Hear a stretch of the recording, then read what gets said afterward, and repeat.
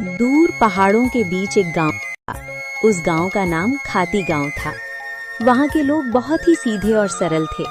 गांव के लोगों का जीवन खेती पर निर्भर था। उसी गांव में मोहन नाम का एक गरीब किसान रहता था।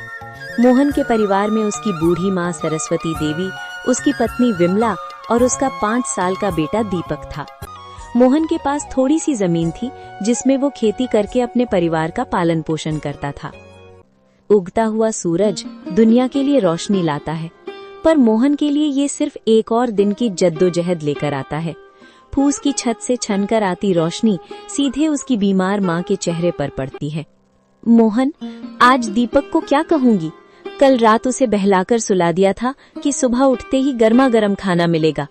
अब वो जागने वाला है, चूल्हा ठंडा पड़ा है और मेरी ममता लहूलुहान हो रही है।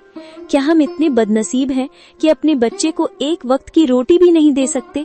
भरी आंखों से। बिमला, तुम्हारी ये खामोश सिसकियां मेरे कलेजे को चीर देती हैं। मैं किसान हूँ, धरती का सीना चीरकर अनाज पैदा करना मेरा काम है, पर आज किस्मत ने मेरा ही सीना चाक कर दिया है। जमींदार के चक्कर काट काट कर पैर के जूते घिस गए, पर वो उधार देने को तैयार नहीं। पर हार नहीं मानूंगा, आज फिर जाऊंगा। शायद खुदा को मेरी मेहनत पर नहीं तो इस मासूम दीपक की भूख पर तरस आ जाए। सरस्वती देवी अंदर से खांसते हुए, बेटा मोहन, पास आ। देख, मेरा अंत समय करीब है, पर मुझे अपनी मौत का डर नहीं है। मुझे डर है कि कहीं मेरी गरीबी तेरे जमीर को न खा जाए। बेटा, भूख बहुत बड़ी चीज है, बड़े बड़ों का ईमान डिगा देती है। पर तू वादा कर, चाहे पेट पीठ से सट जाए पर कभी किसी का बुरा नहीं करेगा। भगवान की लाठी बेआवाज होती है पर चोट गहरी करती है। माँ, आपके संस्कार ही मेरी पूंजी है।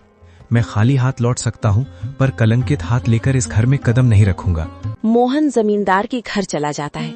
नंगे पांव, फटी हुई कमीज और आंखों में उम्मीद की आखिरी चमक लिए मोहन जमींदार की हवेली के बाहर खड़ा है। सूरज की तपिश उतनी नहीं चुभ रही थी जितनी पेट की भूख और घर में बीमार माँ की कराह चुभ रही थी। जमींदार साहब एक आरामदायक कुर्सी पर बैठे हुक्का गुड़गुड़ा रहे थे, मानो मोहन का दुख उनके लिए कोई मनोरंजन हो। माई बाप, हुजूर, इस अभागे की विनती सुन लीजिए। मैं जानता हूँ कि पिछला लगान अभी पूरा नहीं चुका पाया हूँ, लेकिन मेरी मजबूरी की दीवार बहुत ऊंची हो गई है सरकार। घर में चूल्हा 3 दिन से ठंडा पड़ा है।